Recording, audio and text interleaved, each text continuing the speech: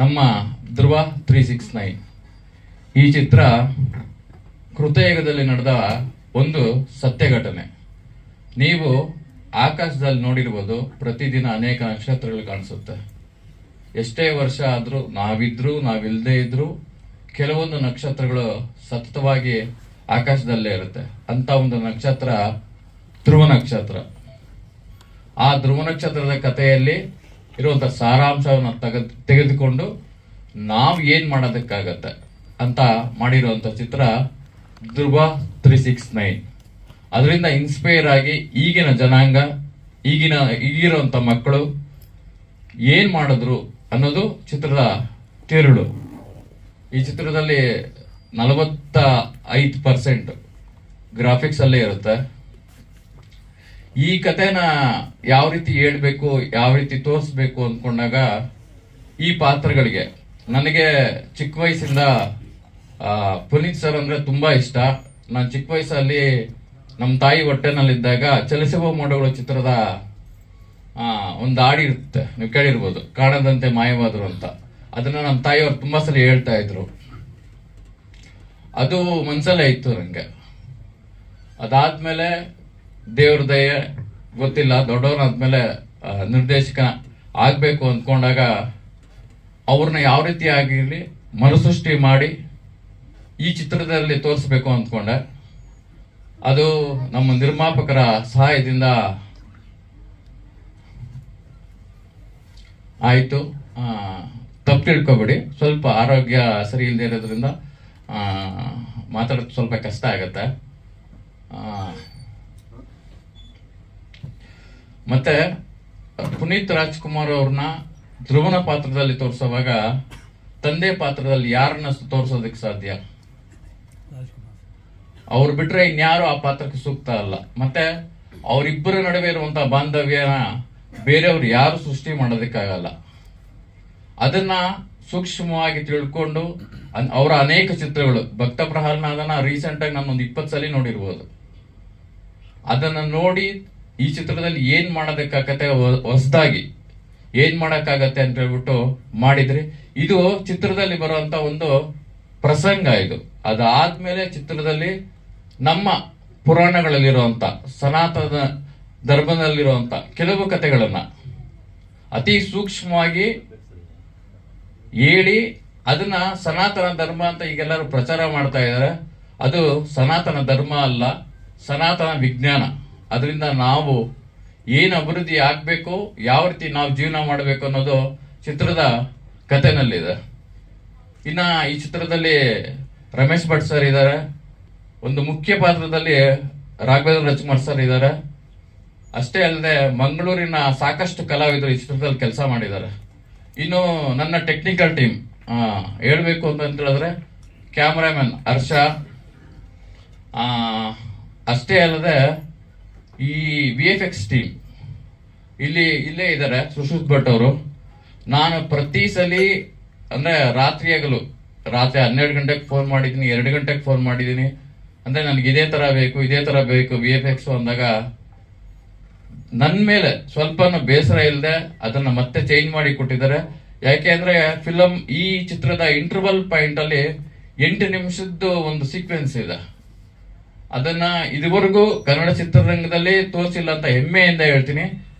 ಆ ತರ ಸೀಕ್ವೆನ್ಸ್ ನ ನೀವು ಇಂಗ್ಲಿಷ್ ಫಿಲಂ ಅನ್ಕೊಂಡದಲ್ಲಿ ನೋಡಬಹುದು, ಅವತಾರ್ ಫಿಲಂ ಅಲ್ಲಿ ನೋಡಬಹುದು.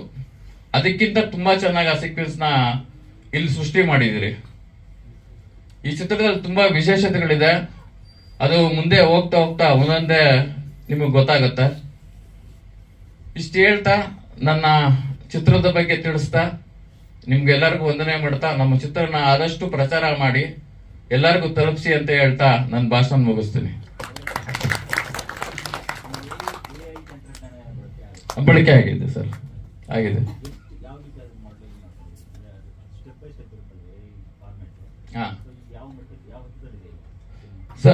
ಈಗ ಆಲ್ಮೋಸ್ಟ್ ಲಾಸ್ಟ್ 2 ಸೀಕ್ವೆನ್ಸ್ ಮಾತ್ರ ಉಳಿದಿದೆ. 5 ನಿಮಿಷದ್ದು 2 ಸೀಕ್ವೆನ್ಸ್ ಮಾತ್ರ ಉಳಿದಿದೆ. ಇದರಲ್ಲಿ ಚಿತ್ರದಲ್ಲಿ ಸಾಂಗ್ಸ್ ಯಾವ ರೀತಿ ಇರುತ್ತೆ ಅಂದ್ರೆ ಸನ್ನಿವೇಶ ಪ್ರಕರಣ ಇರುತ್ತೆ, ಬಿಟ್ರೆ ಹೀರೋಯಿನ್ ಡ್ಯೂಯೆಟ್ ಅನ್ನೋದು ಸೀಕ್ವೆನ್ಸ್ ಅಲ್ಲಿ ಇಲ್ಲ. ಇಲ್ಲ, ಹಾಡುಗಳು ಬಂದ್ಬಿಟ್ಟು ಈಗಿನ ಪ್ಯಾಟ್ರನ್ನೇ ಇರುತ್ತೆ. ಈಗ ನಮ್ಗೆ ಏನಿದೆ ಮೋಟಿವೇಶನ್ ತರನೇ ಇರುತ್ತೆ. ಫಿಲಮ್ ಅಲ್ಲಿ ಮೋಟಿವೇಶನ್ ಅದು ಮೈನ್ ಸೀಕ್ವೆನ್ಸ್ ಆಗಿರೋದ್ರಿಂದ ಅದೇ ರೀತಿನೇ ಇರುತ್ತೆ.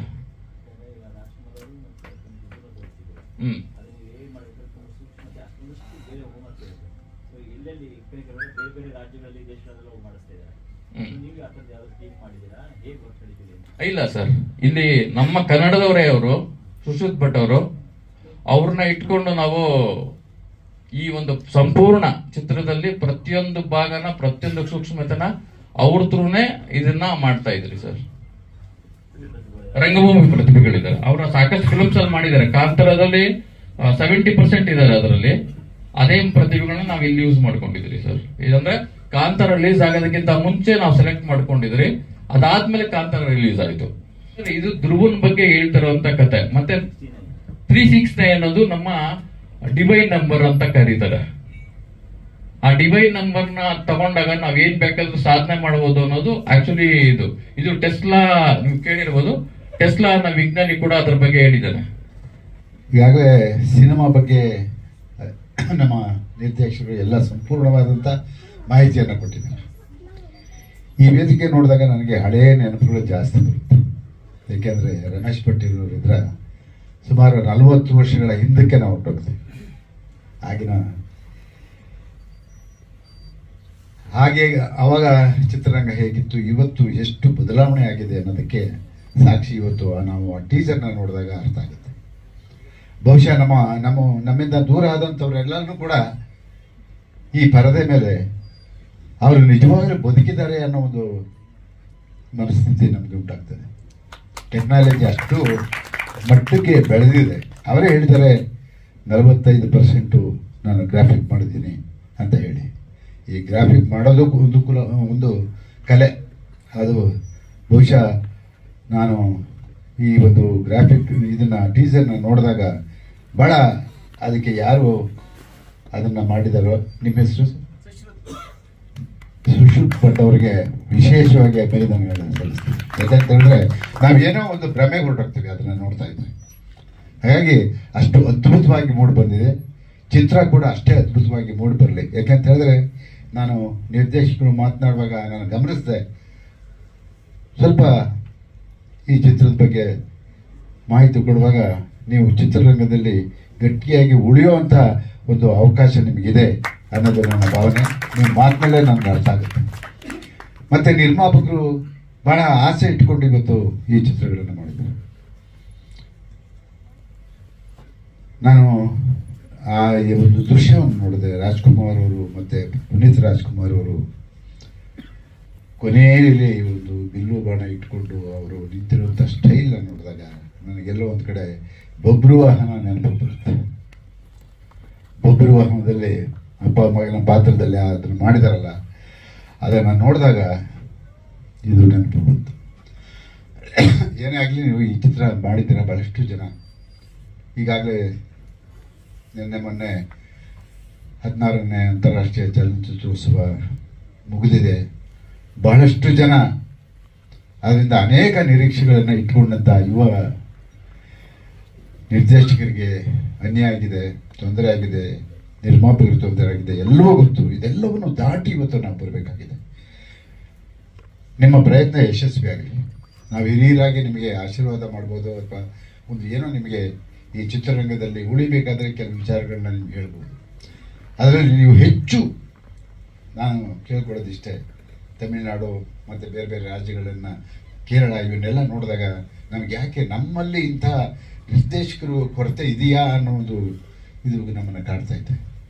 ಹಾಗಾಗಿ ನೀವು ಕಥೆಗೆ ಹೆಚ್ಚು ಒತ್ತನ್ನು ಕೊಟ್ಟು, ಹೆಚ್ಚು ಹೊತ್ತು, ಅದಕ್ಕೆ ಹಣ ಎಷ್ಟು ಖರ್ಚಾಗೋದು ಅದಾದಮೇಲೆ, ಬಟ್ ಮೊದಲನೇದಾಗಿ ನೀವು ಹೆಜ್ಜೆ ಇಡುವಾಗಲೇ ಕಥೆಗೆ ಹೆಚ್ಚು ಒತ್ತನ್ನು ಕೊಟ್ಟು, ಒಂದಲ್ಲ ಎರಡಲ್ಲ ಮೂರು, ಈಗ ಕೂತ್ಕೊಂಡ ತಕ್ಷಣ ಒಂದು ಟೈಟ್ಲ್ ಸಿಗಿದ ತಕ್ಷಣ ನಾಳೆ ರಿಜಿಸ್ಟರ್ ಮಾಡ್ತೀರಾ, ನಾಡಿದ್ದು ಕತೆ ಬರ್ಸೋಕ್ಕೆ ಶುರು ಮಾಡ್ತೀರಾ, ನೆಕ್ಸ್ಟ್ ಮಂತು ಇದು ಏನೋ ಶೂಟಿಂಗ್ ಪ್ರಾರಂಭ ಮಾಡ್ತೀರಾ.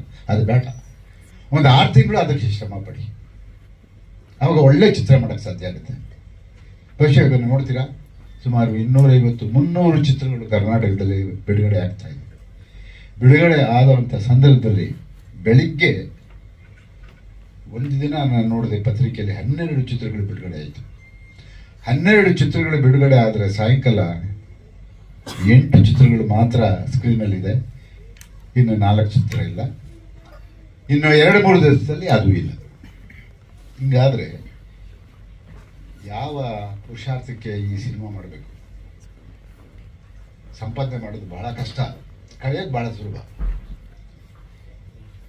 ಈ ರೇಸ್ ಆಡ್ತಾರಲ್ಲ, ಅವರು ಸಾಯಂಕಾಲದೊಳಗೆ ರಿಸಲ್ಟ್ ನೋಡ್ಬಿಡ್ತಾರೆ. ನಾವು ಹಂಗಲ್ಲ, ಒಂದು 6 ತಿಂಗಳು ಕಾಯಬೇಕು. ನಾವು ಒಂದು ರೀತಿ ರೇಸ್ ಆಡೋರೆ, ಆ ಪರಿಸ್ಥಿತಿಯಲ್ಲಿ ಸಿನಿಮಾ ಇದೆ. ಹಾಗಾಗಿ ನೀವು ಹಾಕಿ ದುಡ್ಡನ್ನ ಹಿಂಪಡೆಯೋದಕ್ಕೆ ಕನಿಷ್ಠ ಲಾಭ ಬೇಡ. ಮುಂದಿನ ಪ್ರಯತ್ನಕ್ಕೆ ಇದು ನಾಂದಿ ಆಗಬೇಕು. ಅದಕ್ಕೆ ನೀವು ದಯವಿಟ್ಟು ಸಿನಿಮಾ ಮಾಡೋದು ದೊಡ್ಡ ವಿಷಯ ಅಲ್ಲ, ಅದಕ್ಕೆ ಪೂರಕವಾಗಿ ಜನ ಮೆಚ್ಚುವಂಥ ಸಿನಿಮಾ ಮಾಡಿ ಯಶಸ್ವಿ ಆಗಬೇಕು ಅನ್ನೋದು ನಮ್ಮೆಲ್ಲರ ಆಸೆ. ಬಹಳಷ್ಟು ಜನ ನಾನು ಚಲನಚಿತ್ರ ವಾಣಿಜ್ಯ ಮಂಡಳಿಯಲ್ಲಿ ನೋಡ್ತಾ ಇದ್ದೀನಿ. ಬಹಳಷ್ಟು ಜನ ಬರ್ತಾರೆ, ಅವ್ರು ಬಂದಾಗ ನೋವು, ಅವ್ರ ಸಂಕಟ ಎಲ್ಲ ನಾವು ಅಲ್ಲಿ ಕೇಳ್ತಾ ಇರ್ತೀವಿ. ಭಾಳ ನೋವಾಗುತ್ತೆ. ಚಿತ್ರೋತ್ಸವದಲ್ಲಿ ನಮಗೇನೋ ಅವಕಾಶ ಸಿಗುತ್ತೆ ಅನ್ಕೋಬೇಡಿ, ಅಲ್ಲೂ ಲಾಬಿ ನಡೀತಾ ಇದೆ, ಸಬ್ಸಿಡಿ ಲಾಬಿ ನಡೀತಾ ಇದೆ, ಲಾಬಿ ನಡೀತಾ ಇದೆ. ಅದಕ್ಕೆ ಕೇವಲ ಅಲ್ಲಿರುವಂಥ ನಾನು ಹೇಳಲ್ಲ, ನಾನು ಕೂಡ ಕೆಲಸ ಮಾಡಿದ್ದೀನಿ, ಹಾಗಂತ ನಾನು ಅನ್ಕೊಂಡ್ಬಿಡ್ಬೋದೇನೋ ಅನ್ನೋದು ಭಯ ಆಗುತ್ತೆ. ಹಾಗಾಗಿ ಎಲ್ಲ ಕಡೆ ಲಾಬಿ ನಡೀತಾ ಇರೋದ್ರಿಂದ ಇವತ್ತು ನಿಮಗೆ ಕೆಲವು ಕಡೆ ವಂಚನೆ ಆಗುತ್ತೆ. ಒಳ್ಳೆ ಚಿತ್ರಗಳಿಗೆ ಒಂದು ಏನು ಆ ಒಂದು ಸಪೋರ್ಟ್ ಸಿಗುತ್ತೋ ಇಲ್ವೋ ಗೊತ್ತಿಲ್ಲ, ಅಥವಾ ಅಂಥ ಒಂದು ಪರಿಸ್ಥಿತಿಯಲ್ಲಿ ನಾವಿದ್ದೀವಿ. ಏನೇ ಆಗಲಿ ಚಿತ್ರ ಮಾಡೋಕ್ಕೆ ಬಂದಿದ್ದೀರ. ಅಪ್ಪು, ಧ್ರುವ 369 ಅಂತ ಹೆಸರಿಟ್ಕೊಂಡಿದ್ದಾರೆ. ಅಪ್ಪು ಮತ್ತು ರಾಜ್ಕುಮಾರ್ ಅವ್ರನ್ನ ಪರದೆ ಮೇಲೆ ತೋರಿಸ್ತಾ ಇದ್ದಾರೆ. ಒಳ್ಳೆಯದಾಗಲಿ. ಯಾಕೆಂತ ಹೇಳಿದ್ರೆ 24 ವರ್ಷದ ನಂತರ ಬಿಡುಗಡೆ ಆದಂಥ ಚಿತ್ರ ಇವತ್ತು ಇಡೀ ಕರ್ನಾಟಕದಲ್ಲಿ ದೊಡ್ಡ ಸಂಭ್ರಮವನ್ನು ಆಚರಣೆ ಮಾಡ್ತಾ ಇದ್ದಾರೆ. ಹಾಗಾಗಿ ನಿಮಗೂ ಅಂತ ಒಂದು ಅವಕಾಶ ಬರಲಿ ಅನ್ನೋದೇ ನಮ್ಮೆಲ್ಲರ ಆಸೆ. ನಾವ್ಯಾರೂ ಕೂಡ ನೀವು ನಿರಾಶೆ ಆಗಬಾರ್ದು, ನಿಮಗೆ ತೊಂದರೆ ಆಗಬಾರ್ದು ಅಂತ ನಾವ್ಯಾರೂ ಬಯಸೋದಿಲ್ಲ. ನೀವು ಎಲ್ಲಿ ಬರಬೇಕು, ಆ ಪ್ರಯತ್ನ ನಿಮ್ದು ಆಗಬೇಕು. ಪ್ರಯತ್ನ ಮಾಡಿ, ಫಲ ಭಗವಂತನಿಗೆ ಬಿಡಿ. ನಿಮ್ಮ ಪ್ರಯತ್ನ ಮೊದಲು, ನಿಮ್ಮ ಪ್ರಯತ್ನಗಳನ್ನ ಭಾಳ ಅಚ್ಚುಕಟ್ಟಾಗಿ ಮಾಡಬೇಕು ಅಂತ ಹೇಳ್ಬಿಟ್ಟು ನಾನು ಮನವಿ ಮಾಡಿಕೊಂಡು ಈ ಒಂದು ಚಿತ್ರ ಯಶಸ್ವಿ ಆಗಲಿ ಅಂತ ಒಂದು ಶುಭವನ್ನು ಹಾರೈಸಿ ನಿಮ್ಮೆಲ್ಲರೂ ಒಳ್ಳೆಯದಾಗಲಿ. ಕಲಾವಿದರಿರ್ಬೋದು, ಟೆಕ್ನಿಷಿಯನ್ಸ್ ಇರ್ಬೋದು, ಎಲ್ಲರಿಗೂ ಒಳ್ಳೆಯದಾಗಲಿ ಅನ್ನೋದೇ ನಮ್ಮೆಲ್ಲರ ಆಸೆ. All the best. Thank you. ವೇದಿಕೆ ಮೇಲಿರುವಂಥ ನಮ್ಮ ಹಿರಿಯ ನಟ ರಮೇಶ್ ಭಟ್ರೆ ಮತ್ತು ನಮ್ಮ ಡಾಕ್ಟರ್ ರಾಜ್ಕುಮಾರ್ ಅಭಿನವ ಸಂಘ ಅಧ್ಯಕ್ಷರು, ಕನ್ನಡ ಚಿತ್ರರಂಗದ ಒಂದು ಆಧಾರ ಸ್ತಂಭ ಅಂತ ಹೇಳ್ಬೋದು. ಅವ್ರು ಕೊಟ್ಟಿರೋಂಥ ಕೊಡುಗೆ, ಅವ್ರು ಮಾತಾಡೋ ರೀತಿ ನೋಡಿ ಗೊತ್ತಾದ ಎಷ್ಟು ಶ್ರಮ ಪಟ್ಟಿದ್ದಾರೆ ಅಂತ. ಸಾರಾಗೋವಿಂದ ನಮ್ಮೆಲ್ಲ ಆಸ್ತಿ ಬಿಡಿ, ಅವ್ರ ಬಗ್ಗೆ ನಾನು ಪದೇ ಹೇಳಲ್ಲ. ಬಟ್ ಇವತ್ತೊಂದು ಭಾಳ ಖುಷಿ ಆಯಿತು. ನಮ್ಮ ಶಂಕರ್ ನಾಗರವರು ಅವ್ರು ಏನೋ ಒಂದು ವಿಷಯ ಇದೆ ಅವ್ರ ಹತ್ರ. ವಿಷಯ ನಾನು ನೋಡಿ, ಅವರು ತಾಯಿ ಹೊಟ್ಟೆಯಲ್ಲಿ ಚಲಿಸುವ ಮುಡುಗಳು ಕಾಣದಂತೆ ಹಾಡೋನ್ನು ಕೇಳ್ಕೊಂಡು ನಾನು ಹುಟ್ಟಿದ್ದೀನಿ. ಅದೇನೋ ಭಗವಂತನ ಇಚ್ಛೆನೋ ಗೊತ್ತಿಲ್ಲ, ನಮ್ಮ ಕೃಷ್ಣ ಅವ್ರ ಪ್ರೊಡ್ಯೂಸರ್ ಬಂದು ಅಂತ ಸಿನಿಮಾ ಕೊಟ್ಟಿದೆ ಅಂತ ಹೇಳಿದ್ರೆ ಅವ್ರ ಸಿನಿಮಾದ ಬಗ್ಗೆ ಇರೋ ಕಾಳಜಿ, ಪ್ರೀತಿ, ಆ ಸಿನಿಮಾ ಮಾಡಬೇಕು, ಏನೋ ಸಾಧನೆ ಮಾಡಬೇಕು ಬಂದು ಕೆಲವೇ ನಿರ್ದೇಶಕರು ಇರೋಬ್ರು ಅನ್ಸುತ್ತೆ. ಕನ್ನಡ ಚಿತ್ರಗಳು ಗಟ್ಟಿಯಾಗೋದಿಲ್ಲ ಅಂತ ಎಲ್ಲ ಲಕ್ಷಣಗಳಿದೆ. ಆ ಟೀಸರ್ ನೋಡಿದ್ರೆ ಭಾಳ ಖುಷಿ ಆಯಿತು. ಎಲ್ಲೋ ಒಂದು ಮೂಲೆಯಲ್ಲಿ ನಾನು ಬೇರೆ ಫಸ್ಟ್ ಗ್ರಾಫಿಕ್ ಆ್ಯನಿಮೇಷನ್ನ ಏನು ಅರ್ಥ ಆಗ್ತಿಲ್ಲ ಸಾಹೇಬ್ರೆ, ಗೋಂದಣ್ಣ ಇದೇನು ಕತೆ ಕೇಳಬೇಕಲ್ಲ, ಅದಕ್ಕೆ ಫಸ್ಟ್ ನಿರ್ದೇಶಕರು ಕೇಳಿದೆ ಏನಂತ ಕತೆ. ನಿಜವಾಗ್ಲೂ ಸಿನಿಮಾ ತೊಗೊಂಡ್ರ ರೀತಿ ಇಟ್ ಇಸ್ ಕ್ವೈಟ್ ಡಿಫ್ರೆಂಟ್ ಅಂತೆ. ಇರೋ ಸಿನಿಮಾಗಳಿಗೆ ಯಾವುದೇ ಸಿನಿಮಾ ಮಾಡಿ ಇಟ್ ಶುಡ್ ಬಿ ಯೂನಿಕ್. ಎಲ್ಲ ಮಾಡ್ತಾ ಪ್ರೋಟೋಕಾಲ್ ಆಗಿ ಅದೇ ಮರ ಸುತ್ತೋದು, ಅದೇ ಲವ್ ಮಾಡೋದು, ಅದೇ ಹೀರೋಯಿನ್ ಹೋಗೋದು, ಅಣ್ಣ ತಮ್ಮ ನುಗ್ಗೋದು, ಹೀರೋಯಿನ್ ಹೊಡೆಯೋದು, ಡ್ಯಾಶ್ ಮಾಡೋದು, ಡಿಕ್ಕಿ ಹೊಡೆಯೋದು, ಇವೆಲ್ಲ ಸಿನಿಮಾ ಅಲ್ಲ. ಕಂಟೆಂಟ್ ಓರಿಯೆಂಟೆಡ್ ಸಿನಿಮಾ ಮಾಡಿದ್ರೆ ಮಾತ್ರ ಸಿನಿಮಾ ನಿಲ್ಲತ್ತೆ. ಯಾಕಂದರೆ ಹೊಸಬ್ರು ಒಂದು ಪ್ರಾಬ್ಲಮ್ ಇದೆ, ಸಿನಿಮಾಗಳು ಮಾಡ್ತಾರೆ. ನಮ್ಮಲ್ಲಿ 300-400 ಸಿನಿಮಾಗಳು ಮಾಡೋದು. ಮಾಧ್ಯಮ ಮಿತ್ರರಿಗೆ ಒಂದು ರಿಕ್ವೆಸ್ಟ್ ಸರ್, ಇದರಿಂದ ಇಂಥ ಒಳ್ಳೆಯ ಸಿನಿಮಾಗಳು ಕೊಚ್ಕೊಂಡು ಹೋಗ್ಬಿಡ್ತಾರೆ. ಯಾಕೆ ಹೇಳಿ, ಅವ್ರು ಮಾಡೋ ಸಿನಿಮಾಗಳು ಈ ಸಬ್ಸಿಡಿಗೋಸ್ಕರ ಸಿನಿಮಾ ಮಾಡೋದೇ ಒಂದು ದೊಡ್ಡ ಟೀಮ್ ಇದೆ. ನಾನು ನೇರವಾಗಿ ಹೇಳ್ತೀನಿ, ಆ ಸಬ್ಸಿಡಿ ಬಗ್ಗೆ ಅದೊಂದು ಮಾನದಂಡ ಇರದೇ ಮಾಡುವಂಥ ಕೆಲಸ ನಾವು, ನೀವು, ಮಾಧ್ಯಮ ಮಿತ್ರರು ಕೂತ್ಕೊಂಡು ಮಾಡಿದಾಗ ಮಾನದಂಡ ಕಡಿವಾಣ ಸಿನಿಮಾ ಕೊಡಬೇಡಿ ಅಂತ ನಾವು ಹೇಳಲ್ಲ. ಇದರಿಂದ ಬಹಳ ಚಿತ್ರರಂಗಕ್ಕೆ ಇಂಥ ಸಿನಿಮಾಗಳಿಗೆ ಕುಂಠಿತ ಆಗೋದು ಒಂದು ಭಯಾನಕವಾದ ಮುಂದಿನ ದಿನಗಳಲ್ಲಿ ಖಂಡಿತವಾಗ್ಲೂ ಬರುತ್ತೆ ಅಲ್ಲ ಗುಂಡಣ್ಣ. ಅದರಿಂದ ಸಬ್ಸಿಡಿಗೆ ಕಂಟ್ರೋಲ್ ಮಾಡುವಂಥದ್ದು, ಅಲ್ಲಿ ಸಬ್ಸಿಡಿ ಮಾಡುವಂಥ ಅಲ್ಲಿ ಇರೋ ಲಾಬಿಗೆ ಸಬ್ಸಿಡಿ ಕೊಡೋದು ಯಾತಕ್ಕೆ, ಗುಣಾತ್ಮಕ ಸಿನಿಮಾ ಕೊಡ್ಬೇಕು ಅಂತ ಸರ್ಕಾರ ಕೊಡ್ತಾ ಇರೋದು. ಫಸ್ಟ್ 20 ಸಿನಿಮಾ ಕೊಡ್ತಾ ಇದ್ರು. ನಾನು ಸಿನಿಮಾ ಮಾಡ್ಬೇಕಾರೆ ಎಕ್ಸ್ಕ್ಯೂಸ್ ಮಾಡ್ಬೇಕಾರೆ, ಆಮೇಲೆ 20ರಿಂದ 30 ಮಾಡಿದ್ರು ಅಲ್ಲ ಸರ್. 30ರಿಂದ 75 ಸಾರಾಗೋವಿಂದ ಮಾಡಿಸಿದ್ರು, 75ರಿಂದ ಅದೇ 125 ಸಿದ್ದರಾಮಯ್ಯ ಮಾಡಿದ್ರು. ಆಮೇಲೆ ಬಸವರಾಜ ಬೊಮ್ಮಾಯಿ 200 ಸಿನಿಮಾ ಯಾಕೆ ಮಾಡ್ತಾರೆ, ಒಳ್ಳೆ ಸಿನಿಮಾ ಮಾಡ್ಬೇಕು ಅಂತ. ನೋಡಿ ಈ ಧ್ರುವ 369 ಒಂದು ಸಿನಿಮಾ ನೋಡಿ, ಆಕಾಶ ಅಂದ್ರೇನು, ಭೂಮಿ ಅಂದ್ರೇನು, ಭೂಮಿ ಅಂದ್ರೆ ಆಕಾಶ, ಸೂರ್ಯ ಅಂದ್ರೆ ನಕ್ಷತ್ರ, ಧ್ರುವ ನಕ್ಷತ್ರ. ಆ ಧ್ರುವ ನಕ್ಷತ್ರದ ಬಗ್ಗೆ ಒಂದು ದೊಡ್ಡ ಮಾಡಿ ಪುನೀತ್ ರಾಜ್ಕುಮಾರ್ ಒಂದು ಕನಸ್ಕೊಂಡು ಡಾಕ್ಟರ್ ರಾಜ್ಕುಮಾರ್ ಅನ್ನೋ ಗ್ರಾಫಿಕ್ ಅಲ್ಲಿ, ಐ ಥಿಂಕ್ ಗ್ರಾಫಿಕಲ್ ಮಾಡಿದ 45% ಮೂವಿ ಇದು ಗ್ರಾಫಿಕ್ ಅಂದ್ರು. ಐ ಥಿಂಕ್ ಇದು ಬಜೆಟ್ ಮೂವಿ ಇದು. ಆ ಬಜೆಟ್ ನ ಮಾಡಿರುವಂತ ಶಕ್ತಿ ನಿರ್ಮಾಪಕರಿಗೆ ನಾವೆಲ್ಲ ಚಪ್ಪಾಳೆ ಮೂಲಕ ಅವ್ರಿಗೆ ಇದೆ ನಿಜವಾಗ್ಲೂ ಅವ್ರು ಹಾಕಿ ಬಂಡವಾಳದಲ್ಲಿ ಇನ್ನೂ 4 ಸಿನಿಮಾ ಮಾಡೋ ಶಕ್ತಿ ಕೊಡ್ಲಿ. ಚಿತ್ರರಂಗದಲ್ಲಿ ಬಹಳಷ್ಟು ನಾವು ಬದಲಾವಣೆಗಳು ಮಾಡೋ ದಿನ ಬಂದಿದೆ. ಹೊಸಬ್ರಿಗೆ ಮಾಡಿದಾಗ ಹೊಸ ಸಿನಿಮಾಗಳಿಗೆ, ಹೊಸ ಕಥೆಗಳಿಗೆ, ಬಹುಶಃ ನಾನು ಮಾಡ್ದಂಗೆ ನಾನು ಅಹಂಕಾರ ಅನ್ಕೊಂಡು ನಾನು ಮಾಡಿದ್ದೀನಿ. ಎಸ್ಕ್ಯೂಸ್ ಬಿ ಇರ್ಬೋದು, ಚಪ್ಪಾಳೆ ಇರ್ಬೋದು, ಸಾಕಷ್ಟು ಹೊಸಬ್ರಿಗೆ, ಹೊಸ ಕಲಾವಿದರಿಗೆ, ಹೊಸ ತಂತ್ರಜ್ಞರಿಗೆ. ನಾ always I talk about cinema should be always technician base, not hero base ಅಂತೀನಿ. ನಮ್ಮ ಕನ್ನಡ ಚಿತ್ರ ಹೀರೋ ಬೇಸ್ ಆಗಿದೆ. ದರ್ಶನೇ ಬೇಕು ಅಂತಾರೆ, ಸುದೀಪೇ ಬೇಕು ಅಂತಾರೆ, ಧ್ರುವ ಸರ್ಜನೆ ಹೊಸ ನಟರು ಬರೋದಿಲ್ವಾ? ಅಂತ ಸಿನಿಮಾ ಸಪೋರ್ಟ್ ಮಾಡುವಂತ ಹೃದಯ ಶ್ರೀಮಂತಿಕೆ, ವಿಶಾಲ ಹೃದಯ ಕೂಡ ನಮ್ಮ ಹಿರಿಯ ನಟರು ಇಟ್ಕೋಬೇಕಾ? ಪ್ರೇಕ್ಷಕರು ಕೂಡ ಮಾಡ್ತಾರೆ. ಪ್ರೇಕ್ಷಕರು ಏನ್ ಮಾಡ್ತೀರಾ, ಬರೀ ದರ್ಶನೇ ಬೇಕು, ಸುದೀಪೇ ಬೇಕು. ನೋಡಿ ಅದು ಧ್ರುವ 360 ನಾನು ನೋಡಿದೆ, ಆ ಗ್ರಾಫಿಕ್ ಓಪನಿಂಗ್ ಶಾಟ್ ಹೆಂಗಿದೆ ಅಂದ್ರೆ ಸಂಬೇರ್ ಯಾವ ಬಾಹುಬಲಿಗೂ ಬೀರಿಸುವಂತ ಒಂದು ಶಾಟ್ ತೆಗೆದಾರೆ ಅಲ್ವಾ? ಆ ಸಿನಿಮಾನ ದುರಂತ ಆಗ್ಬಾರ್ದು. ಅದನ್ನ ನೋಡುವಂತ ಇದು ನಮ್ಮ ಭಾವನೆಗಳನ್ನ ನಮ್ಮ ಪ್ರೇಕ್ಷಕರು ಬೆಳೆಸ್ಕೊಳ್ಳಿ. ಎಲ್ಲರೂ ಸುದೀಪ್ ಆಗಾಗಲ್ಲ, ಎಲ್ಲರೂ ದರ್ಶನ ಆಗಾಗಲ್ಲ. ಯಾಕೆ ನಾವು ರಮೇಶ್ ಭಟ್ರು ಎಕ್ಸ್ಕ್ಯೂಸ್ ಮೀ ಒಂದು ಆಕ್ಟ್ ಮಾಡಿದ್ದಾರೆ ಅವತ್ತು, ಇವತ್ತಿಗೂ ಅದು ನಾನು ಲೈಫ್ ಲಾಂಗ್ ನೆನ್ಸ್ಕೊಳ್ಳುವಂತ ಆಕ್ಟಿಂಗ್ ಮಾಡಿದ್ದಾರೆ. ರಮೇಶ್ ಭಟ್ ಅವರು ಆರ್ಡರ್ ಪರ್ಸನ್ ಅಂತ ಗ್ರೇಟ್ ಎಕ್ಸಲೆಂಟ್ ಬಿಗ್ ಆಗಿರ್ಬೋದು ನಮ್ಮ ಕನ್ನಡ ಚಿತ್ರಗಳು ಆಧಾರ ಸ್ತಂಭ. ಅದರಿಂದ ಹೊಸಬ್ರಿಗೆ ಹೊಸ ಕಥೆ ಮಾಡಿದ್ರಿಗೆ, ಹೊಸ ಒಂದು ಉದ್ದೇಶ ಇಟ್ಕೊಂಡು ಸಿನಿಮಾ ಮಾಡಕ್ ಮುಂದವರಿಗೆ ಅವರು ಸಪೋರ್ಟ್ ಮಾಡುವಂತ ಕೆಲಸ ಮಾಧ್ಯಮ ಮಿತ್ರವಾಗಿರೋದು, ಪ್ರಿಂಟ್ ಮೀಡಿಯಾ ಮಾಡ್ಕೊಂಡೇ ಬಂದಿದ್ದಾರೆ. ಯಾವತ್ತು ಕೈ ನೋಡಿ, ಯೂಟ್ಯೂಬ್ನವರು also there also playing dominant role in social ಮೀಡಿಯಾದಲ್ಲಿ ಅವರು ಮಾಡ್ತಾ ಇದ್ದಾರೆ. ಅವ್ರ ಸಹಕಾರವನ್ನು ಬೇಕೇ ಬೇಕು, ಒಬ್ಬರೇ ಮಾಡಕ್ಕಾಗಲ್ಲ. ಯೂಟ್ಯೂಬ್ ಪ್ಲೇಯಿಂಗ್ ನಮ್ಮ ಪ್ರೇಮ್ ಅವ್ರದ್ದು KD ಸಿನಿಮಾ ಮಾಡಿದಾಗ ನಾನು ಬೇರೆ ತರ ನಿರ್ಧಾರ ತಗೊಂಡಿದ್ದೆ. ಮಾಜಿ ಅಧ್ಯಕ್ಷನಾಗಿದ್ದೆ ವಾಣಿಜ್ಯ ಮಂಡಳಿದು. ಅವರು ಕೂಡ ಎಲ್ಲರೂ ಒಂದು ಸಾಮರಸ್ಯದಿಂದ ಒಳ್ಳೆ ತಂದೆವಾಗ ಕರ್ನಾಟಕದ ಮೂಲೆ ಮೂಲೆಗೆ ಮನೆಗೆ ತಲುಪುವಂತ ಕೆಲಸ, ಸಣ್ಣ ಸಿನಿಮಾ ಮಾಡಿದ್ರೆ ಅನುಕೂಲ ಆಗುವಂತ ಒಂದು ವೇದಿಕೆ ಅಂತ ಹೇಳ್ತಾ ಮತ್ತೊಮ್ಮೆ ಸಿನಿಮಾ ಶಂಕರ್ ನಾಗ್ ಅವರು ಮುಂದಿನ ದಿನಗಳಲ್ಲಿ ನಮ್ಮ ಸಾರಾ ಗೋವಿಂದಗಳಿಗೆ ಒಳ್ಳೆ ನಿರ್ದೇಶ ಎಲ್ಲ ಚೆನ್ನಾಗಿದೆ. ಇವರು ಬೇರೆ ಸಂಭಾವಿತ ಅನ್ಸುತ್ತೆ, ಒಳ್ಳೆ ನಟ ಕೂಡ ಆಗ್ತೀರಾ, ಒಳ್ಳೆ ನಿರ್ದೇಶಕ ಆಗ್ತೀರಾ ಅಂತ ಹೇಳ್ತಾ ಎಲ್ಲ ಟೆಕ್ನಿಕಲ್ ಟೀಮ್ ತುಂಬಾ ಚೆನ್ನಾಗಿ ಮಾಡಿದೆ. ಗ್ರಾಫಿಕ್ ಎಕ್ಸಲೆಂಟ್, VFX ನಿಮ್ದೇನಾ? ಎಕ್ಸಲೆಂಟ್ ಜಾಬ್ ಮಾಡಿ ಮುಂದಿನ ದಿನಗಳಲ್ಲಿ ಇವೆಲ್ಲ ಎಂಟೈರ್ ಟೆಕ್ನಿಕ್ ಸಿನಿಮಾ ದೊಡ್ಡ ಹಿಟ್ ಆಗೋ ರೀತಿ ಕೆಲಸ ಮಾಡ್ಕೊಡ್ಲಿ. ನಿರ್ಮಾಪಕನ ಹಾಕಿದ ಬಂಡವಾಳ ಬಂದು ಇನ್ನೊಂದು ಸಿನಿಮಾ ಮಾಡೋದು ಶಕ್ತಿ ಕೊಡ್ಲಿ ಅಂತ ಹೇಳ್ತಾ ನಾನು 2 ಮಾತು ಬಿಡ್ತೀನಿ. ನಮಸ್ಕಾರ. ಎಲ್ರಿಗೂ ನಮಸ್ಕಾರ. ಚಿತ್ರ ಪ್ರೇಮಿಗಳಿಗೆ ಹಾಗೂ ಮಾಧ್ಯಮ ಮಿತ್ರಗಳಿಗೆ ನನ್ನ ಆತ್ಮೀಯ ನಮಸ್ಕಾರ. ಧ್ರುವ 369 ಅದು ಒಂದು ರೀತಿ ಇಂಗ್ಲಿಷ್ ಸಿನಿಮಾ ಹೆಸರಿದ್ದಾಗಿದೆ. ಅಷ್ಟೇ ಅಲ್ಲ, ಅದರಲ್ಲಿ ತಾಂತ್ರಿಕತೆಯನ್ನು ಉಪಯೋಗಿಸಿರೋದು ಈಗ ನೋಡಿದ್ದೀವಿ. ಯಾವ ಇಂಗ್ಲಿಷ್ ಸಿನಿಮಾಗೂ ಕಮ್ಮಿ ಇಲ್ಲ, ಅದ್ಭುತವಾಗಿದೆ. ಅದರಲ್ಲೂ ನಮ್ಮ ಅಣ್ಣನ ಕುಮಾರನ್ನ ನೋಡೋದೇ ಒಂದು ಭಾಗ್ಯ ಅನ್ನೋವಷ್ಟಿಗೆ ಅದು ಇದೆ. ಸೊ ಪ್ರಾರಂಭದಲ್ಲೇ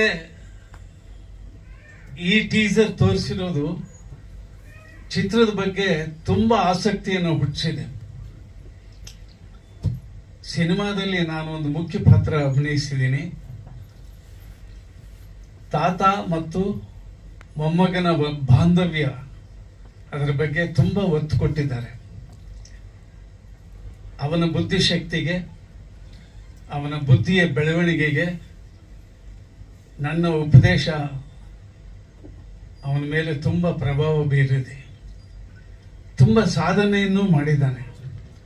ಅದು ಚಿತ್ರದಲ್ಲಿ ಇರುವಂತ ವಿಷಯ. ದಕ್ಷಿಣ ಕನ್ನಡ ಜಿಲ್ಲೆಯ ಉತ್ತಮ ಕಲಾವಿದರನ್ನ ಬಳಸಿದ್ದಾರೆ. ನನ್ನ ಸೊಸೆ ಪಾತ್ರ ಇರಬಹುದು, ಮಗನ ಪಾತ್ರ ಇರಬಹುದು, ನನ್ನ ಮೊಮ್ಮಗನ ಪಾತ್ರ ಇರಬಹುದು. ಬಹಳ ಉತ್ತಮವಾದ ಕಲಾವಿದರು. ಅವ್ರ ಜೊತೆಲಿ ಕೆಲಸ ಮಾಡುವಾಗ ನನಗೆ ಒಂಚೂರು ಹೆಂಗಪ್ಪ ಇವ್ರ ಜೊತೆಲಿ ಅನ್ನುವಷ್ಟು ಅಷ್ಟು ಉತ್ತಮವಾಗಿ ಅಭಿನಯಿಸಿದ್ದಾರೆ.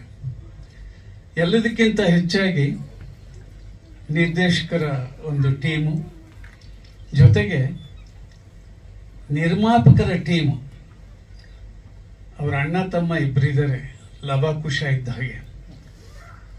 ತುಂಬ ಕಷ್ಟಪಟ್ಟು ತನು ಮನ ಎಲ್ಲವನ್ನೂ ಇದಕ್ಕೆ ದಾರಿ ಎರೆದಿದ್ದಾರೆ ಈ ಸಿನಿಮಾಗೆ. ಅಂದರೆ ಅವರಿಗೆ ಸಿನಿಮಾ ಮೇಲಿರುವ ಪ್ರೀತಿಯನ್ನು ತೋರಿಸುತ್ತೆ.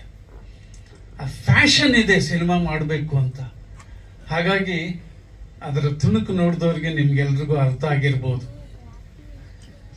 ಈಗ ಒಂದು ಪ್ರಶ್ನೆ ನಮ್ಮ ಮಾಧ್ಯಮ ಮಿತ್ರರು ಕೇಳಿದ್ರು, ಇಷ್ಟೊಂದು ಸಿನಿಮಾ ರಿಲೀಸ್ ಆಗ್ತಾ ಇದೆಯಾ, ಇದಕ್ಕೇನು ನೀವು ಕಂಟ್ರೋಲ್ ಮಾಡೋಕ್ಕಾಗಲ್ವಾ ಅಂತ ನಮ್ಮ ಚೇಂಬರಿನ ಮುಖ್ಯಸ್ಥರುಗಳಿಗೆ ಕೇಳಿದ್ರು. ಬಹಳ ಹಿಂದೆ ನಮ್ಮದೊಂದು ವಿಚಾರ ಇತ್ತು. ಈ ಬೆಂಗಳೂರಲ್ಲಿ ಸುಮಾರು 230 ಏನೋ ವಾರ್ಡ್ಗಳಿದೆ. ಒಂದೊಂದು ವಾರ್ಡಲ್ಲಿ 2-3 ಪಾರ್ಕ್ಗಳಿದೆ.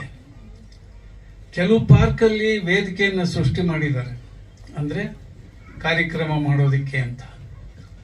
ಅದೇ ರೀತಿಯಾಗಿ ಒಂದು 200-250 ಜನ ಕೂತ್ಕೊಳ್ಳುವಂತ ಒಂದು ಕಾಂಪ್ಯಾಕ್ಟ್ ಥಿಯೇಟರ್ನ ಸರ್ಕಾರದ ವತಿಯಿಂದನೇ ಕಟ್ಟಿ ಕಡಿಮೆ ಬಾಡಿಗೆಗೆ ಚಿತ್ರಗಳನ್ನು ಕೊಟ್ರೆ ಆ ಚಿತ್ರಗಳು ಎಲ್ಲ ವಾರ್ಡಲ್ಲೂ ರಿಲೀಸ್ ಆಗ್ಬೋದು.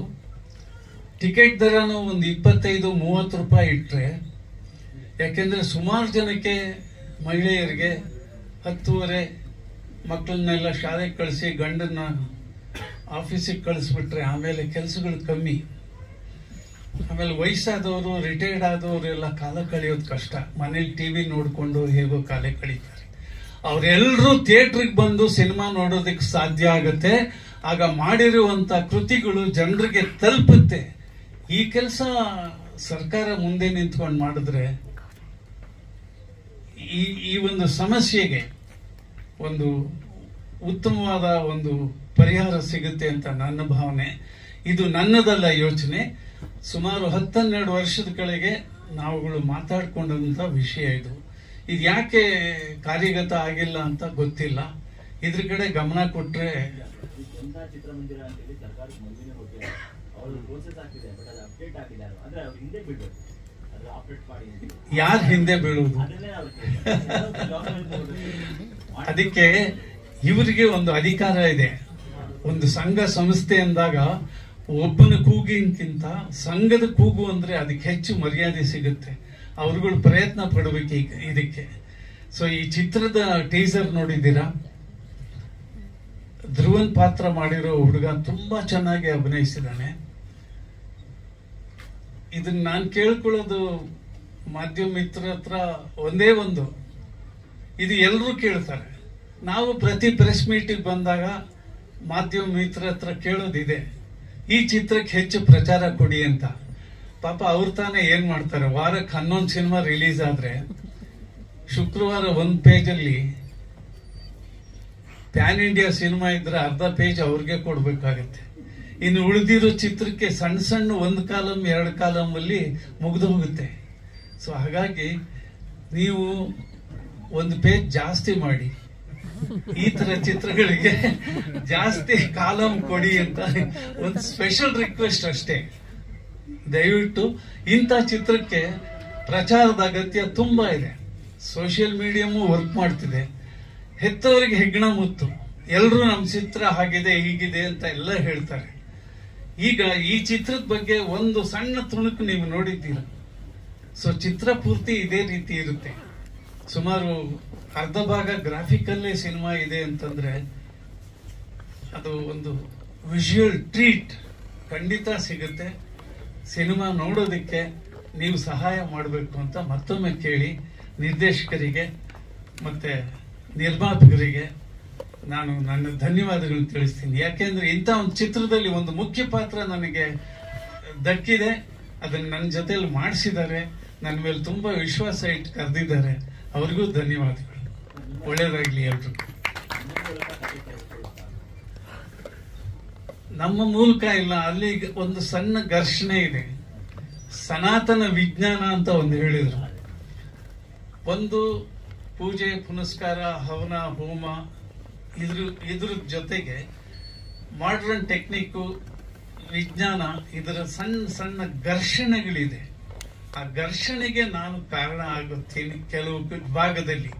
ಸೊ ಅದರಲ್ಲೇ ನಡೆದು ಆ ಹುಡುಗ ಒಂದು ಸಾಧನೆ ಮಾಡ್ತಾನೆ. ಇದು ಚಿತ್ರ. ಸರ್,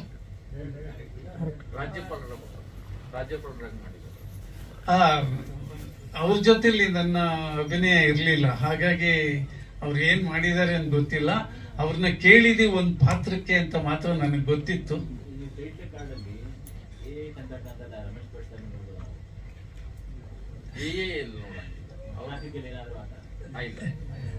ಇಲ್ಲ ಇಲ್ಲ, ಚಿತ್ರದ ಪಾತ್ರಧಾರಿಗಳು ಗ್ರಾಫಿಕಲ್ ಎಲ್ಲೂ ಹೋಗಲ್ಲ.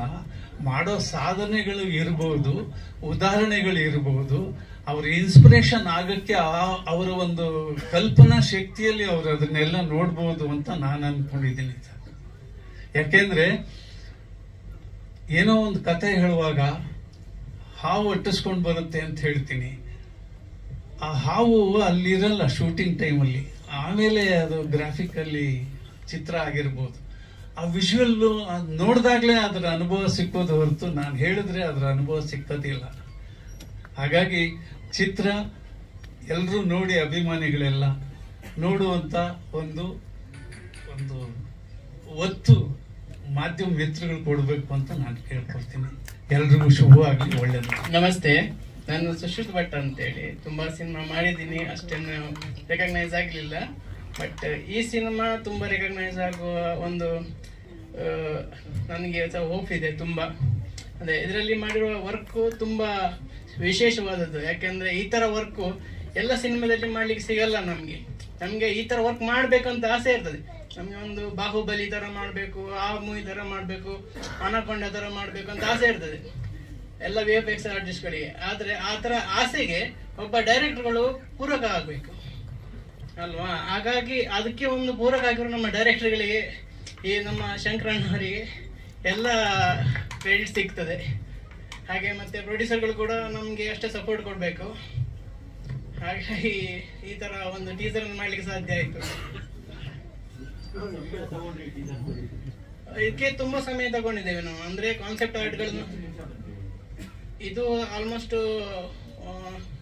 ಎಷ್ಟು 140 ಇದೆ. ಅಂದ್ರೆ ಒಂದೊಂದು ಸೀನಿಗೆ ತುಂಬಾ ಟೈಮ್ ತಗೊಳ್ತದೆ. ಈಗ ಒಂದು ಕಾನ್ಸೆಪ್ಟ್ ಆರ್ಟ್ ಅನ್ನ ಮಾಡಿ ಆ ತರ ಈಗ ಅರಮನೆ ಸೀನ್ ನೋಡಿದ್ರೆ ಅದೆಲ್ಲ ಹ್ಯಾಂಡ್ ಮೇಡ್ ಸ್ಕಲ್ಪ್ಚರ್ಗಳು. ನಾವು ಆ ಮಾಡೆಲ್ಗಳನ್ನೆಲ್ಲ ನಾವು ರೆಡಿ ಮಾಡಿ ಆಮೇಲೆ ಅದನ್ನ ಈ ತರ ಬರ್ತದೆ ಅಂತ ವಿಜುವಲೈಸೇಷನ್ ಕೊಟ್ಟು ಆಮೇಲೆ ಅದರದ್ದು ಡೈರೆಕ್ಟರ್ ಫೈನಲೈಸ್ ಆದ್ಮೇಲೆ ಅದರದ್ದು ಫೈನಲ್ ರೆಂಡರ್ ಏನಿದೆ, ಕಲರಿಂಗ್ ಏನಿದೆ ಅದೆಲ್ಲ ಮಾಡ್ಬೇಕು. ಹಾಗೆ ಮತ್ತೆ ಅದರಲ್ಲಿ ನಾವು ಈಗ ರಾಜ್ಕುಮಾರ್ ಅವರು ಮತ್ತೆ ಪುನೀತ್ ರಾಜ್ಕುಮಾರ್ ಅವರನ್ನು ಮಾಡಿದ್ದೇವಲ್ಲ, ಅದು ತುಂಬಾ ಕಾಂಪ್ಲಿಕೇಶನ್ಸ್. ಅಂದ್ರೆ ನಮಗೆ ಅದಕ್ಕೆ ಬೇಕಾದಂತ ಯಾವುದೇ ಮಟೀರಿಯಲ್ ಸಿಗಲ್ಲ, ರಾ ಮೆಟೀರಿಯಲ್ಸ್. ಈಗ ರಾಜ್ಕುಮಾರ್ ನಮ್ಮ ಹತ್ರ ಇಲ್ಲ. ರಾಜ್ಕುಮಾರ್ ಅವರು ಇದ್ರೆ ನಾವು ಅದನ್ನ ಸ್ಕ್ಯಾನ್ ಮಾಡಿ 3D ಸ್ಕ್ಯಾನ್ ಮಾಡಿ ಎಲ್ಲ ತೆಗಿಬಹುದು. ಈಗ ಅವರಿಲ್ಲ, ಅವರಿಗೋಸ್ಕರ ನಾವು ಅವರ ಹಳೆ ಫೋಟೋಸ್ ಅನ್ನೆಲ್ಲ ಕಲೆಕ್ಟ್ ಮಾಡಿ ಅದರಲ್ಲಿ ಸಹ ನಮ್ಗೆ ತುಂಬಾ ಕಾಂಪ್ಲಿಕೇಶನ್ ಇರುತ್ತೆ. ನಮ್ಗೆ ಒಂದು ಫೋಟೋ ಇದ್ದಾಗ ಇನ್ನೊಂದು ಫೋಟೋದಲ್ಲಿ ಇರ್ತದೆ, ಮುಖದಲ್ಲಿ ಬದಲಾವಣೆ ಇರ್ತದೆ, ಮೇಕಪ್ ಬದಲಾವಣೆ ಇರ್ತದೆ. ಹಾಗೆ ತುಂಬಾ ಸಮಸ್ಯೆ, ಅದರಲ್ಲಿ ಸಹ ಕ್ಲಾರಿಟಿ ಇರೋದಿಲ್ಲ. ಅದೆಲ್ಲ ಹಳೆ ಫೋಟೋ ಕಲೆಕ್ಟ್ ಮಾಡಿ 100 ಫೋಟೋಗಳನ್ನ ಕಲೆಕ್ಟ್ ಮಾಡಿ ಅವ್ರು ಈ ಆಂಗಲ್ ಇಂದ ಹೇಗೆ ಕಾಣಿಸ್ತಾರೆ, ಈ ಆಂಗಲ್ ಇಂದ ಹೇಗೆ ಕಾಣಿಸ್ತಾರೆ ಎಲ್ಲ ಮಾಡಿ ಅದನ್ನ 3D ಸ್ಕಲ್ಪ್ಚರ್ ಮಾಡ್ಬೇಕಾಯ್ತು. ಇಲ್ಲ, ಎಲ್ಲಿ ನಿಮ್ಗೆ ಈ ತರ ವಿಡಿಯೋಸ್ ಮಾಡ್ಲಿಕ್ಕೆ ಅಷ್ಟೊಂದು ಬರಲ್ಲ. ಇದ್ರಲ್ಲಿ ನಿಮ್ಗೆ 10 ಬಿಟ್ ಔಟ್ಪುಟ್ ಅನ್ನ ಕೊಡ್ಬೇಕಾಗ್ತದೆ. ಥಿಯೇಟರ್ಗೆ ಬರುವಂತ ಯಾವುದೇ ಬರಲ್ಲ. ಅದ್ರಲ್ಲಿ ನೀವು ಯೂಟ್ಯೂಬ್ ಅಲ್ಲಿ ನೋಡಬಹುದು. ಅದರಲ್ಲಿ ಸಹ ತುಂಬಾ ಆರ್ಟಿಫಿಕ್ಸ್ ಇರ್ತದೆ. ನಿಮ್ಗೆ ಒಮ್ಮೆ ಕಣ್ಣು ಈಚೆ ಹೋಗ್ತದೆ, ಆಚೆ ಹೋಗ್ತದೆ. ಅದು ವಿಡಿಯೋಸ್ ಇನ್ನು ಸಿನಿಮಾ ಕ್ವಾಲಿಟಿಗೆ ಬರಲಿಲ್ಲ ಯಾವ್ದು ಸಹ ಎಲ್ಲಿ. ಬಟ್ ನೀವು ಇಮೇಜ್ ಅನ್ನ ರೆಡಿ ಮಾಡ್ಕೊಳ್ಬಹುದು. ನಿಮ್ಗೆ ವಿಜುವಲೈಸೇಷನ್ ಹೀಗೆ ಬರ್ತದೆ, ಒಂದು ಐಡಿಯಾ ತಗೊಳ್ಳಿಕ್ಕೆ ಏನು ಯೂಸ್ ಮಾಡಬಹುದು. ಕೆಲವು ಕಡೆ ನಾವು ಕಾನ್ಸೆಪ್ಟ್ ಆರ್ಟ್ಗಳಿಗೆ ಯೂಸ್ ಮಾಡಿದ್ದೇವೆ. ಹಾಗೆ ಹೆಚ್ಚಿನದೆಲ್ಲ ಟ್ರೆಡಿಷನಲ್ ಏನ್ ಟೆಕ್ನಿಕ್ ಇದೆ VFX ಅದರಲ್ಲೇ ಮಾಡಿದ್ದೇವೆ ನಾವು. ಎಲ್ಲ ಹ್ಯಾಂಡ್ ಮೇಡ್ ಡಿಸೈನ್ಸ್. ರೀಸೆಂಟ್ ನಂದು ತುಂಬಾ ಸಿನಿಮಾ ಮಾಡಿದ್ದೇನೆ, ಕನ್ನಡ, ತುಳು ಮತ್ತೆ ಕೊಂಕಣಿ. ಹಾಗೆ ಈಗ ರಿಪ್ಪನ್ ಸ್ವಾಮಿ ಅಂತ ಒಂದು ಬರ್ದಿದೆ. ಮತ್ತೆ ಅದಕ್ಕೆ ಈಗ ಅಭೇದ್ಯಂ ಅಂತ ಒಂದು ವಿಜಯ ರಾಘವೇಂದ್ರ ಅವ್ರದ್ದು ರಿಲೀಸ್ ಆಗ್ಲಿಲ್ಲ ಇನ್ನು ತುಂಬಾ. ಹಾ, ಸಿನಿಮಾ ಆಲ್ಮೋಸ್ಟ್ ಕಂಪ್ಲೀಟ್ ಗೆ ಬಂದಿದೆ.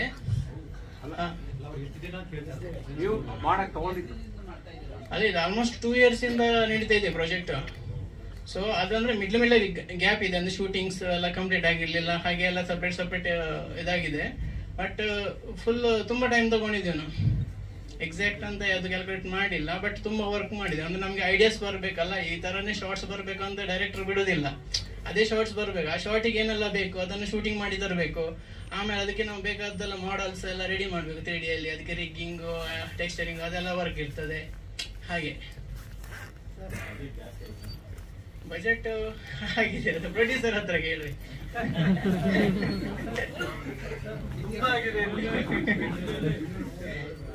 ಹೈ ಬಡ್ಜೆಟ್ ಅಂದ್ರೆ ಸರಿ. VFX ಓಡಾಟದ ಮಾತಲ್ಲ, ಬರೀ 10% 20% ಇತ್ತೀಚೆಗೆ ಬರ್ತಾ ಇದೆ ಸಿನಿಮಾ ಕನ್ನಡದಲ್ಲಿ. ಅದನ್ನು ನೀವು 45% ತಗೋತಾ ಇದ್ದೀರಾ. ಒಬ್ಬರೇ ಮಾಡೋಕ್ಕಾಗಲ್ಲ.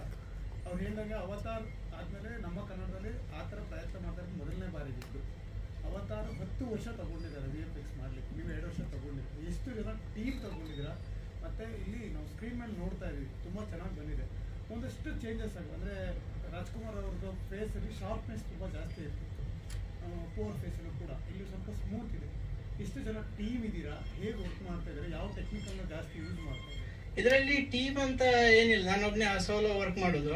ನಾನು ಏನು ಫ್ರೀಲ್ಯಾನ್ಸ್ ಸರ್ವಿಸ್ ಮಾಡ್ತೀನಲ್ಲ, ಮತ್ತು ನನ್ನದು ವರ್ಕ್ ಏನಿದೆ ಅದು ನಾನೇ ಎಲ್ಲ ಮಾಡ್ತೇನೆ. ಈಗ ನಾನೇ ಮಾಡೆಲಿಂಗ್ ಮಾಡ್ತೇನೆ, ನಾನೇ ರಿಗ್ಗಿಂಗ್ ಮಾಡ್ತೇನೆ, ಟೆಕ್ಸ್ಚರಿಂಗ್ ನಾನೇ ಮಾಡ್ತೇನೆ.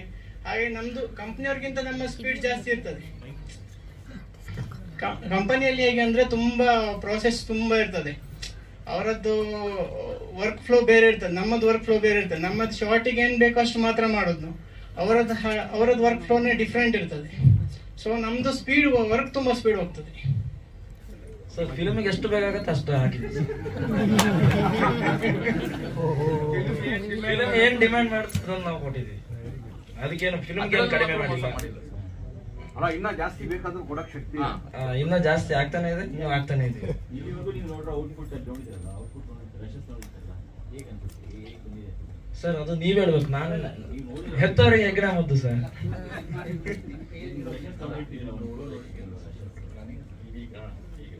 ಇವಾಗ ನೋಡಿದಾಗ ಚೆನ್ನಾಗಿ ಅನ್ಸುತ್ತೆ. ಟೀಸರ್ ನೋಡಿದ್ರಲ್ವಾ, ಅದಕ್ಕಿಂತ ತುಂಬಾ ಚೆನ್ನಾಗಿರುತ್ತೆ. ಅದು ಮಾತ್ರ ನಾನು 100% ಹೇಳಬಲ್ಲ.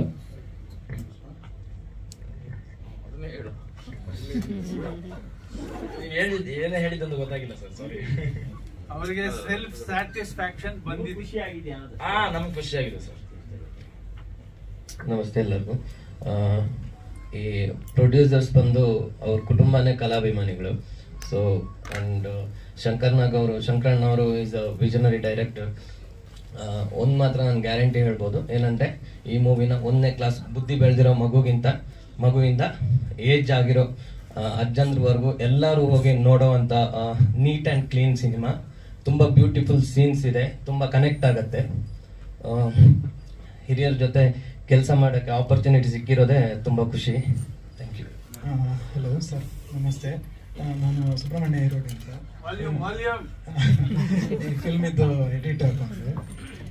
ನಾನು ಕೃಷ್ಣ ಈ ಮೂವಿಗಿಂತ ಮುಂಚೆ ನಾವು ಮೀಡಿಯಾದಲ್ಲೇ ವರ್ಕ್ ಮಾಡ್ತಿರೋರು, ನಾವಿಬ್ಬರು ಕೊಲ್ಲಿಗಳು ಮುಂಚೆ. ಸೊ ಈ ಮೂವಿ ಹೇಳಿದ್ಮೇಲೆ ಏನೋ ಒಂದು ನೋಡೋಣ, ಇದರಲ್ಲಿ ಒಂದ್ಸಲ ಟ್ರೈ ಮಾಡೋ. ಇದಕ್ಕಿಂತ ಪ್ರೀವಿಯಸ್ ಆಗಿ ನಾನು ತುಳು ಮತ್ತು ಕನ್ನಡ ಮೂವಿಯಲ್ಲೆಲ್ಲ ಎಡಿಟ್ ಮಾಡಿದ್ದೀನಿ. ಬಟ್ ಇದು ಫಸ್ಟ್ ಟೈಮು ನನ್ನ ಫ್ರೆಂಡ್ ಕಮ್ ಪ್ರೊಡ್ಯೂಸರ್ ಒಟ್ಟಿಗೆ ಕೆಲಸ ಮಾಡಿದ್ದೀನಿ. So one and half year ಆಯಿತು ಆಲ್ಮೋಸ್ಟ್. ಈಗ ಒಂದು ಸಾಂಗ್ ಇದೊಂದು ಶೂಟು ಮತ್ತು ಒಂದು VFX ಇಷ್ಟು ಬಾಕಿ ಇದೆ ಅಷ್ಟೇ. ಅದಾದಮೇಲೆ ನಮ್ಮದು ಫಿಲ್ಮ್ ರಿಲೀಸಿಗೆ ಆಗುತ್ತೆ. 1.5 ವರ್ಷ ಆಯ್ತು ಸರ್. ವರ್ಷನ ಓಕೆ, ಒಂದು ವರ್ಷ ಅಂತ ಹೇಳಿದ್ರೆ ಸಾಧಾರಣ ಒಂದು ಆಯಿತು. ನನಗೆ ಲೆಕ್ಕ ಇಲ್ಲ ಆ್ಯಕ್ಚುಲಿ. ನಾವು ಡೇ ನೈಟು ವರ್ಕ್ ಮಾಡಿದ್ದೀವಿ. ಆ್ಯಕ್ಚುಲಿ ನಾನು ಆಲ್ರೆಡಿ ಒಂದು OTTಯಲ್ಲಿ ಕೆಲಸ ಮಾಡ್ತಿದ್ದೀನಿ. ಅಲ್ಲಿ ಮಾಡಿ ನೈಟು ಇವ್ರ ರೂಮಿಗೆ ಹೋಗಿ ವರ್ಕ್ ಮಾಡ್ತಾ ಇದ್ದೀನಿ. ಸೊ ಈಗ ನೆನಪಿಲ್ಲ ಆ್ಯಕ್ಚುಲಿ, ತುಂಬ ಟೈಮ್ ಆಯಿತು ಅದು. ಅಣ್ಣವರ ಅಭಿಮಾನಿಗಳು ಮತ್ತು ಪುನೀತ್ ಅಭಿಮಾನಿಗಳ ಪರವಾಗಿ ನನ್ನನ್ನು ಇವತ್ತು ಶಂಕರ್ ಮತ್ತು ಕೃಷ್ಣ ಅವರು ಆತ್ಮೀಯವಾಗಿ ಕರೆದಿದ್ರು. ಹಾಗಾಗಿ ನಾವು ನಿರೀಕ್ಷೆ ಇಟ್ಕೊಂಡ್ಬಂದಿದ್ವಿ. ಮಾರ್ಚ್ 17ನೇ ತಾರೀಕಿಗೆ ಈ ಸಿನಿಮಾ ಬಿಡುಗಡೆ ಆಗುತ್ತಂತ ಅಭಿಮಾನಿಗಳೆಲ್ಲ ಕಾತರದಿಂದ ಕಾಯ್ತಾ ಇದ್ವಿ. ಆದರೆ ದುರಾದೃಷ್ಟವಶಾತ್ ನಮ್ಮ ನಿರ್ದೇಶಕ ಶಂಕರ್ ನಾಗ್ ಅವರಿಗೆ ಒಂದಷ್ಟು ಅನಾರೋಗ್ಯ ಕಾಡಿದ್ರಿಂದ ಅಟ್ಲೀಸ್ಟ್ ಏಪ್ರಿಲ್ 24 ಡಾಕ್ಟರ್ ರಾಜ್ಕುಮಾರ್ ಅವರ ಹುಡ್ದಬ್ಬ ಅಷ್ಟರಲ್ಲಾದರೂ ಸಿನಿಮಾ ಬಿಡುಗಡೆ ಮಾಡಿದ್ರೆ ಅಭಿಮಾನಿಗಳಿಗೂ ಒಂದು ಕುತೂಹಲ ಇರುತ್ತೆ. ಯಾಕಂದರೆ ಈ ಟೀಸರ್ ನೋಡಿದ್ಮೇಲೆ ಅಭಿಮಾನಿಗಳು ಇದು ಲಕ್ಷಗಟ್ಟಲೆ ಅದು ರೀಚ್ ಆಗಿ ಕೋಟಿಗಟ್ಟಲೆ ರೀಚ್ ಆಗುತ್ತೆ. ಆದಷ್ಟು ಬೇಗ ಬಿಡುಗಡೆ ಮಾಡಬೇಕು. ಮತ್ತು ನಿರ್ದೇಶಕರು, ನಿರ್ಮಾಪಕರು, ತಾಂತ್ರಿಕ ಸಲಹೆಗಾರರೆಲ್ಲ ಆದಷ್ಟು ಒಂದು ರಮೇಶ್ ಭಟ್ ಅಂತ ಹಿರಿಯ ಕಲಾವಿದರನ್ನು ಇಟ್ಕೊಂಡು ಮಾಡಿದ್ದೀರಾ. ನಿಮ್ಗೆಲ್ರಿಗೂ ಒಳ್ಳೆಯದಾಗಲಿ. ನಿಮ್ಮೆಲ್ಲರ ಹಿಂದೆ ಅಣ್ಣವರ ಅಭಿಮಾನಿಗಳು ನಾವೆಲ್ಲರೂ ಇದ್ದೇ ಇರ್ತೀವಿ ಅಂತ ಹೇಳಿ ಈ ಸಂದರ್ಭದಲ್ಲಿ ಹೇಳಕ್ಕೆ ಇಚ್ಛೆ ಪಡ್ತೀನಿ.